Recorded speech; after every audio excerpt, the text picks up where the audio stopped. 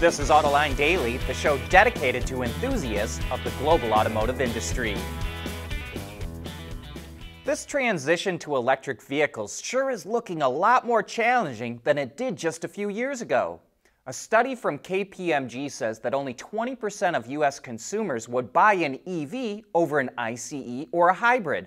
Of course, if 20% of them did buy an electric, it would immediately double today's EV market share. But automakers need a lot more than 20% of the market to switch to electric if they're ever going to make decent profits selling EVs. And this new reality has General Motors and Ford putting more emphasis on selling hybrids and PHEVs. But they have different ideas of where that strategy will take them. GM says that PHEVs are just a bridge technology until the market goes all EV. Ford says that PHEVs and hybrids are not a bridge technology because they're going to be around for a long time to come. Ford CEO Jim Farley says many of their hybrids are now more profitable than their ICE versions. And interestingly, he also says that EVs should not be subsidized. That could mean that Skunk Works project he's got going to slash the cost of EVs is making real progress. And there's no question that hybrids, PHEVs, and EREVs, or extended range EVs like the Volt, are suddenly looking a lot more attractive to car buyers. In the US and Europe, hybrid sales are up strong and are outpacing the market. In China, the fastest growing segment is with EREVs. And since they all use internal combustion engines, that means piston power is going to be around a lot longer than automakers thought a few years ago. This is why Renault and Geely officially created a new company called Horse Powertrain that will make ICEs, including hybrid systems and batteries. Horse will also work on engines that can run on methanol, ethanol, or hydrogen for low carbon emissions. And it's a big operation. Horse has 17 factories worldwide, 5 R&D centers, around 19,000 employees, annual revenue of 15 billion euros, and an annual production of about 5 million powertrain sets. It will supply them to Renault, Nissan, Mitsubishi, and Geely's brands. There's still a lot of skepticism about whether hydrogen vehicles will ever catch on, but Europe believes it will play a key role to achieve carbon neutrality by 2050. So it launched an aid program called Hy2Move to help companies develop hydrogen-powered products. BMW was the only automaker part of its latest round of funding, which handed out a total of 1.4 billion euros. Michelin and Airbus also received grants. BMW will announce more details soon, but it's already testing a fleet of fuel cell-powered versions of the X5 SUV. In all, 11 companies will take part in 13 projects in the Hy2Move program, and the EU says it will create 3,300 jobs by 2031.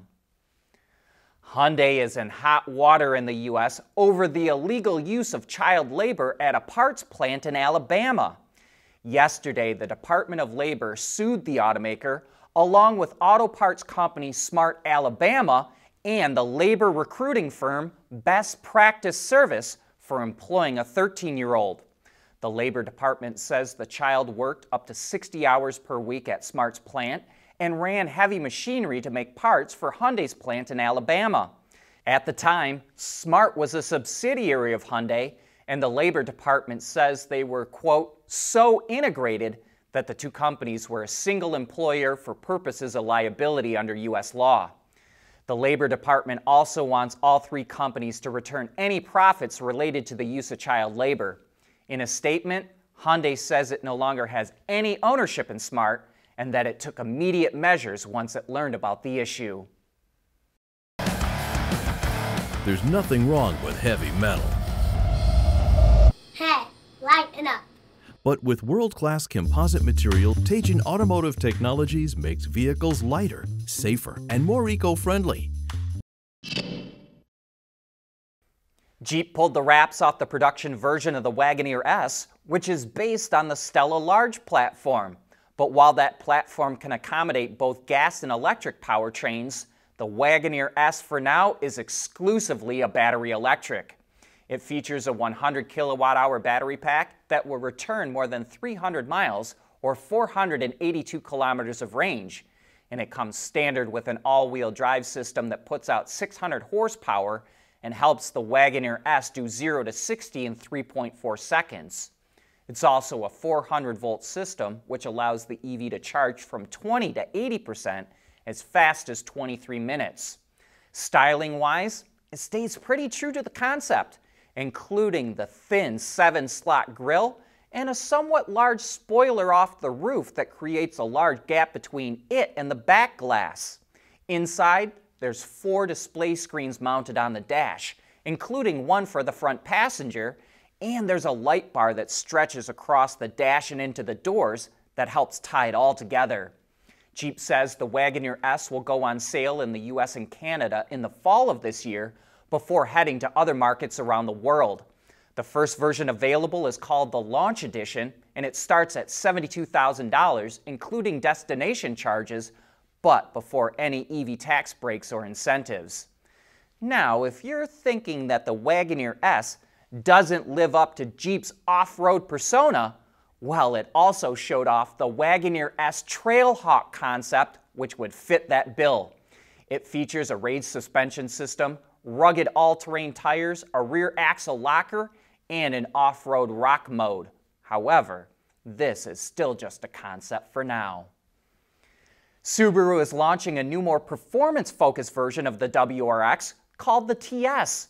It's equipped with a new STI-tuned suspension that features electronically controlled dampers, which help improve performance and handling.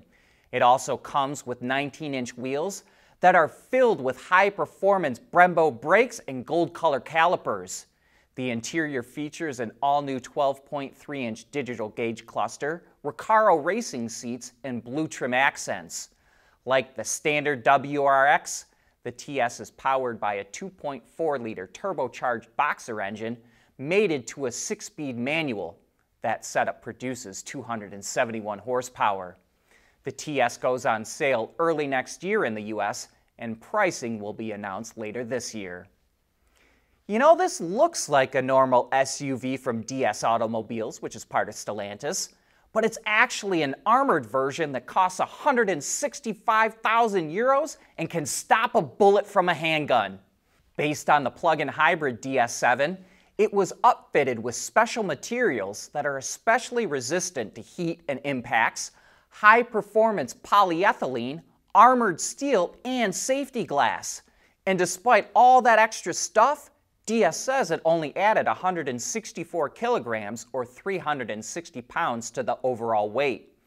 It only expects to convert a small number of them to armored vehicles, and that conversion is done in France, not too far from where the vehicle is made. Renault and Volkswagen recently ended talks to jointly develop small, affordable electric cars, and now we may know why. Reuters reports that Renault is going to link up with a Chinese automaker to build the next-gen version of the Twingo, which should have a starting price under 20,000 euros. Renault is making the move to slash its development costs and time, which it plans to cut to just 2 years. It's not known who Renault will team up with, but it has a number of companies to choose from. It currently has partnerships with Dongfeng and Geely, and back in January, CEO Luca De Meo met with leaders from Li Auto and Xiaomi. But that brings us to the end of today's show. Thanks for tuning in, and I hope that you have a great weekend.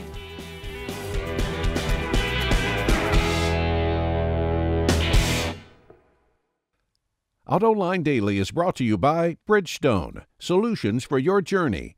Intrepid Control Systems, over-the-air engineering boost your game. Teijin Automotive Technologies, the formula for better mobility. And by ZF. Intrepid's NeoVi Pi, allowing automotive engineers to interface, capture, and monitor vehicle data using Raspberry Pi. As a matter of fact, it's the automotive industry's first robust platform for Raspberry Pi, featuring Intrepid CAN-FD technology and Raspberry Pi Compute Module. The NeoVi Pi is designed for automotive environments, allowing use with relative power ranges and applications. In addition, the NeoVi Pi enables you to use the Raspberry Pi for compute while avoiding additional development to adapt to network environments. That makes the NeoVi Pi powerful enough to solve your vehicle network problems, yet small enough to fit in your backpack. One of many Intrepid tools used for developing zonal architecture and software-defined vehicles.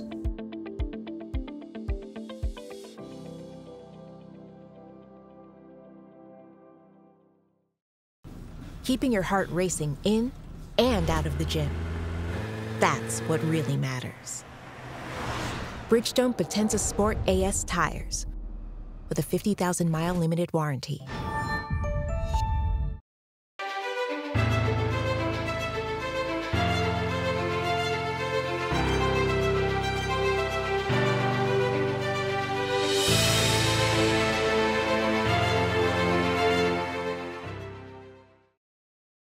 Wards is the industry leader for news, data, and analysis. That's why companies across the globe subscribe to our premium service, maybe even your own. Log in for subscriber access now. Check your company's intranet for details, and rely on wardsauto.com to keep you informed.